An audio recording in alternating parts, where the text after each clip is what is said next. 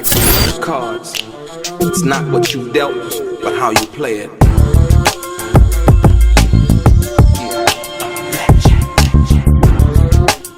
To play each situation correctly. I remember they used to laugh at a brother. Welcome back, guys. Welcome back. It's your boy DELRAY, Richardson, platinum artist, platinum songwriter, Straight Game TV. Thank you for tuning in. I appreciate your time. Do me a favor and hit the thumbs up button notification as it pushes the content out to more potential subscribers as well as the current subscribers.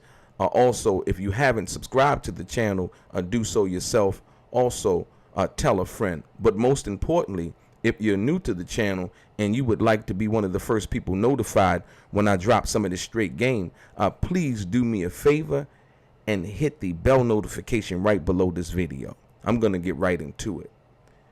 Ladies and gentlemen, the bombshell phone conversation between Frank Alexander and Michael Moore is one of the most overlooked situations involving the Tupac, Las Vegas, death row situations that exist. And so I was asked to do a part 2 in breaking down and examining actually what Frank and Michael Moore were actually talking about. And so here it is. I found this to be interesting because I never really paid attention to this phone conversation before, to be perfectly honest. And what I found interesting is the fact that what makes this so legit truthful is the fact that Michael Moore didn't know he was being recorded.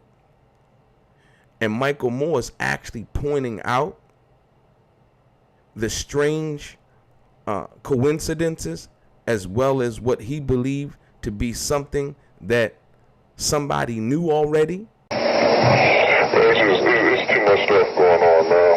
Frank, I'm telling you, I'm going by the vibes that I seen prior to it starting. It even started like someone knew. The way people were acting in ways that they haven't acted before in being in Las Vegas, right?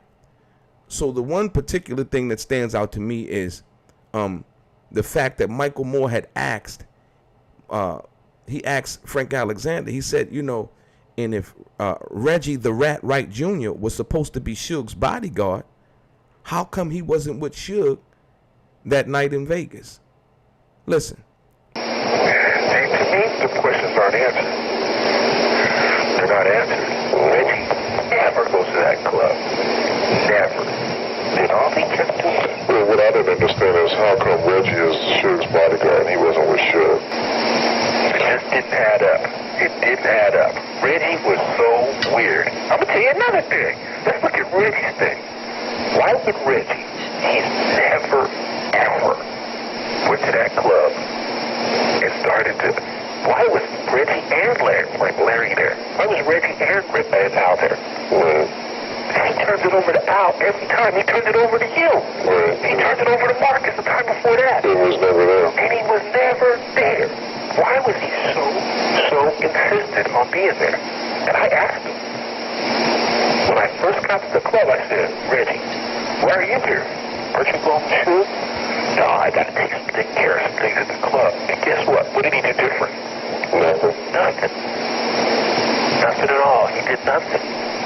He just was there. Also, another thing that really got my attention was the fact that Frank Alexander, as well as Michael Moore, in their observation of Tupac, and Frank said he had got some information in regards to when Tupac was shooting gang-related, that Tupac was depressed. Prior, should I say contrary to what we've heard from other people who've tried to dress Tupac up as being happy as a peacock. You understand what I'm saying? And another thing I want you to listen to as I'm about to play this is the fact that when they were at the Luxor and Frank Alexander went upstairs to get dressed, Michael Moore made an observation of Tupac, and he looked like he was down. He had his head down, he said, and he asked Tupac what was up, what's happening. And Tupac told him you know, it's a bunch of shit, right? But what really got my attention was the fact that Tupac was asking Michael Moore, "Are you coming back?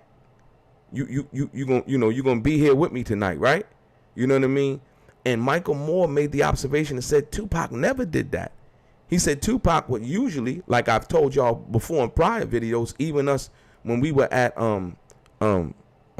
what's the club in Hollywood, Peanuts, right? How Tupac, he didn't have no security on him, right? Michael Moore said usually Tupac would be trying to ditch me, you know what I mean, and lose the security. But on this particular night, he insisted that he wanted Michael Moore to be with him based on what he felt. I'm gonna get into that after this. Listen to this, man.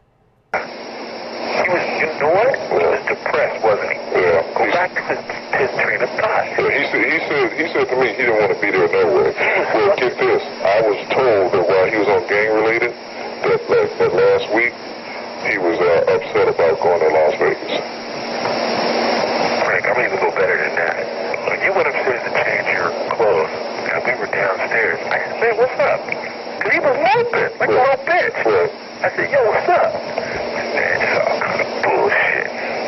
And he told me, he goes, "Mike, whatever you do, come back downstairs when you get dressed. I want you to be there." And I thought, boy, Pac, if anything, he wants to ditch me. Right.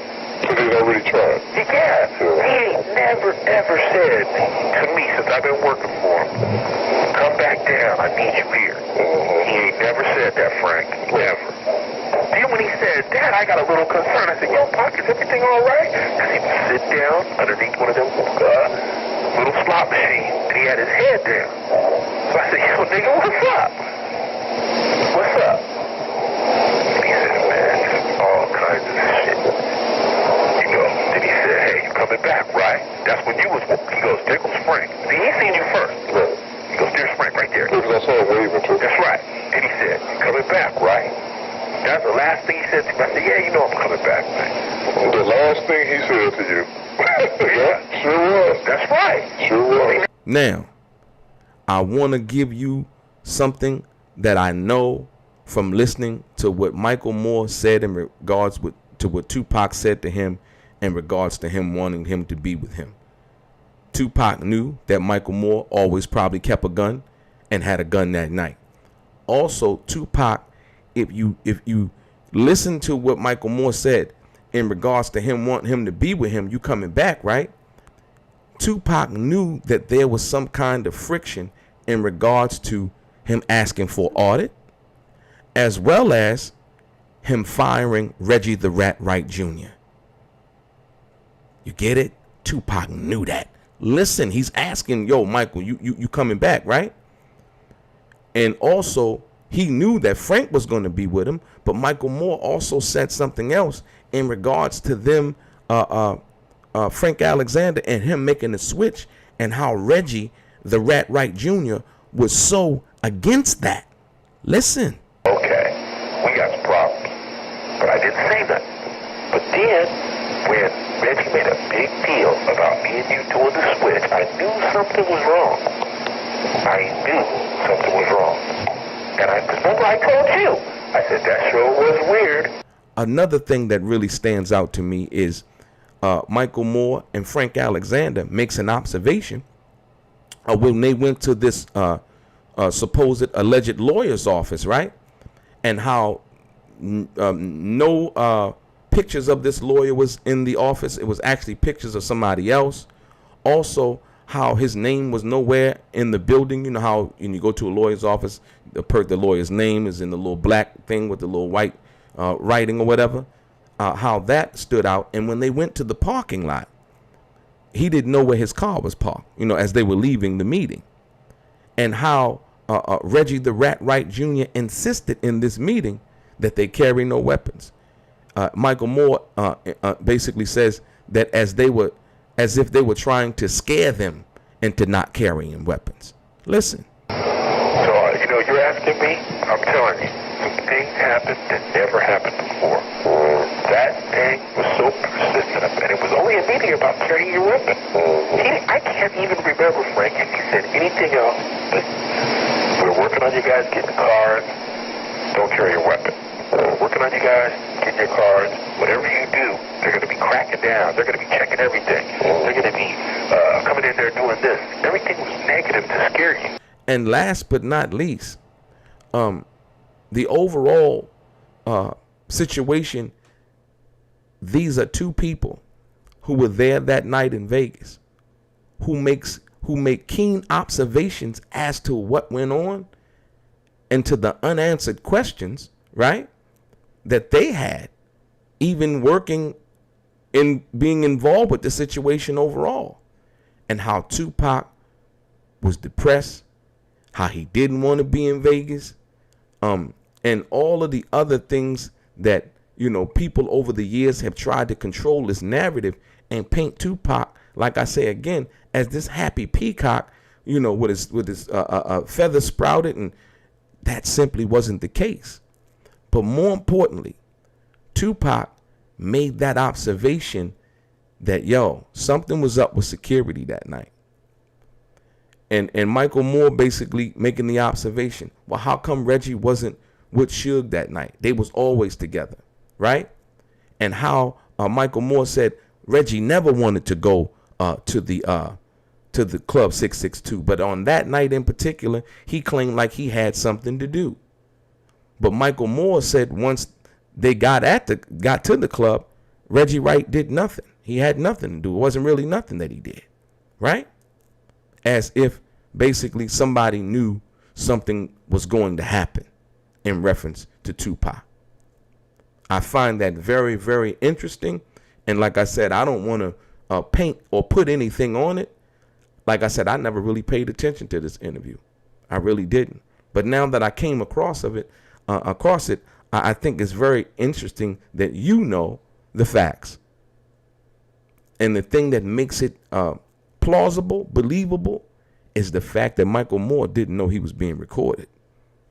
And he could speak candidly and honestly in a conversation where he was confiding in Frank and Frank was confiding in him. But Frank, a little bit more on the other side, knew that he was recording the conversation. But Michael Moore was speaking. When Michael Moore spoke, he didn't know he was being recorded. So therefore, I'm leaning more to what Michael Moore is saying than what Frank is saying. Not that Frank is lying, but Frank knew that he was recording the conversation. Your boy DELRAY, straight gang.